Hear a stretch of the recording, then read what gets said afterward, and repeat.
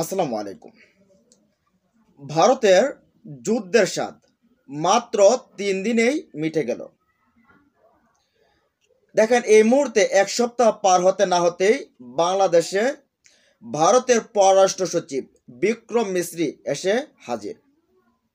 তারা এখন আর সীমান্তে যুদ্ধ করবে না। তাদের এই বাংলাদেশের সীমান্তে এসে তাদের যে হিন্দু যে বিজেপির যে উগ্রবাদীরা রয়েছে তারা আর আস্ফালন করবে না। তারা এখন আর আমাদের এই যে চট্টগ্রাম দখল করবে না, এই বিষয়গুলো নিয়ে খেলবে না। ভারত আসলে কোন কারণে কোন জায়গাটায় তারা দুর্বল হয়েছে সেই বিষয়গুলো আজকে থাকছে। তো বিক্রম মিশ্রি কি বলছে সেই বিষয়টা আপনাদের একটু বলি, আর কেন তাদের যুদ্ধের স্বাদ মিটে গেছে সেটা আপনাদের বলছি।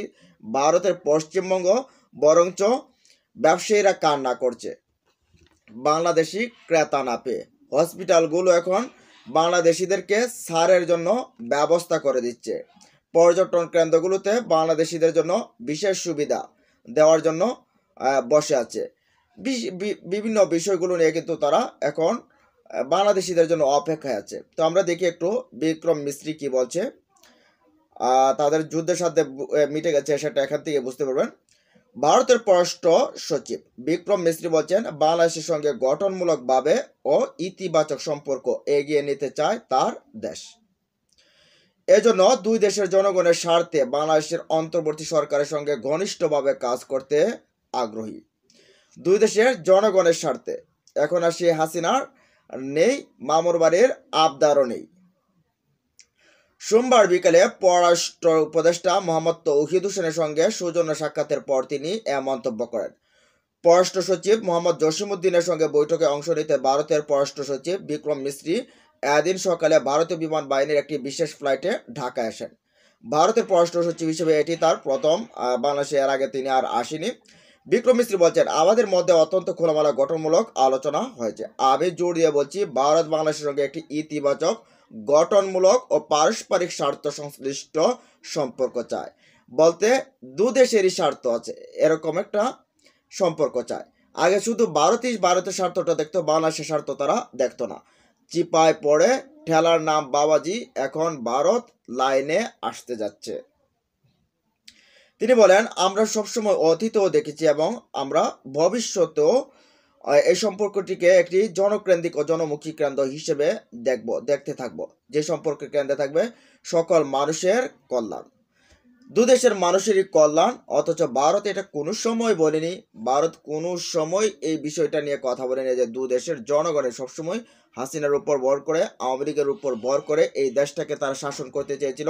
এই দেশটাকে তারা একটা রাজ্য বানাতে ছিল, রাজ্যের মুখ্যমন্ত্রী হিসাবে আওয়ামী লীগের যে ছিল তাকে রাখতে চেয়েছিল। ভারতের পররাষ্ট্র সচিব বলেন, পরস্পরের জন্য সহায়ক ও সহযোগিতা আমাদের উভয় দেশের জনগণের স্বার্থে কেন অব্যাহত থাকবে না, এটা ভাবার কোনো কারণে।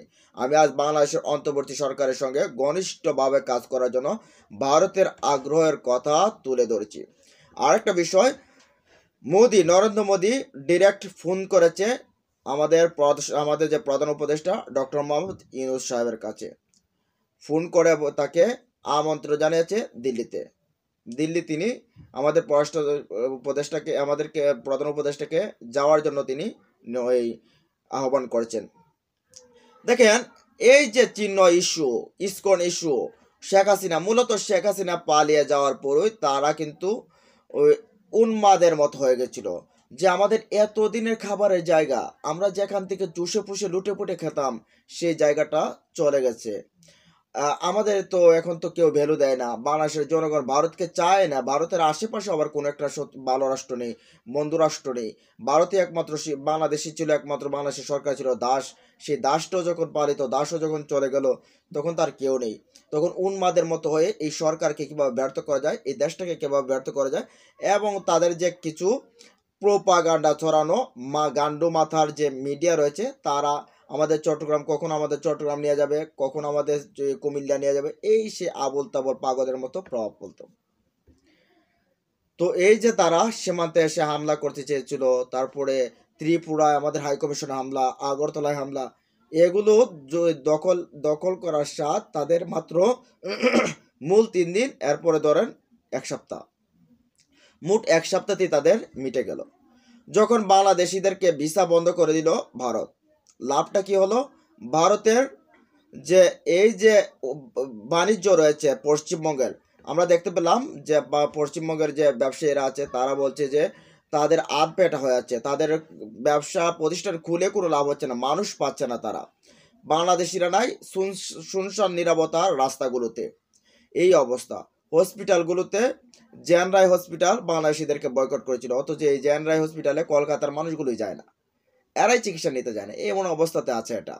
তারপরে অন্যান্য হসপিটালগুলো তো বাংলাদেশকে চিকিৎসা যাবে দেবে না। এখন শেষমেশ দেখছে যে বাংলাদেশিরা যখন না যায়, তখন দেখছে যে তারা খাবার আর জুটবে না। এখন তারা বিশেষ ছাড়ের ব্যবস্থা করেছে বাংলাদেশিদের জন্য।